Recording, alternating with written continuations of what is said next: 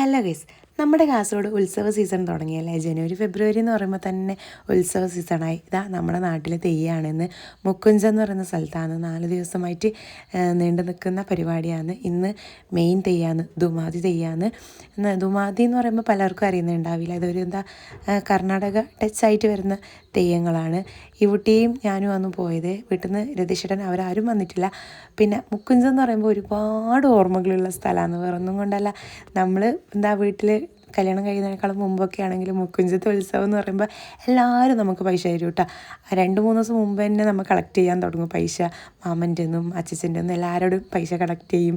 എന്നിട്ട് ചന്തയിൽ പോവും, തെയ്യം. അതെല്ലാം ആകുമ്പോൾ ഒരു ഭയങ്കര രസമായിരുന്നു ശരിക്കും പറഞ്ഞാൽ. ഇപ്പോൾ എന്ന് പറഞ്ഞാൽ കല്യാണം കഴിഞ്ഞ് പോയതുകൊണ്ട് അതിൻ്റെ ആ ഒരു ത്രില്ല് കിട്ടുന്നില്ല കേട്ടോ. പക്ഷേ എന്നാലും എല്ലാ വൈബും ഇന്നും നമുക്ക് എൻജോയ് ചെയ്യാൻ പറ്റിയായിരുന്നു. ഇതൊക്കെ ഭയങ്കര ഹരമായിരുന്നു പണ്ട്. മോതിരം എഴുതുക, പേരിൽ, അതൊക്കെ ഭയങ്കര രസമായിരുന്നു. ഇതെല്ലാം ഒരു ഓർമ്മകൾ പുതുക്കിയെടുത്തുട്ടാ. ഇന്നത്തെ ഡേ സൂപ്പറായിരുന്നു.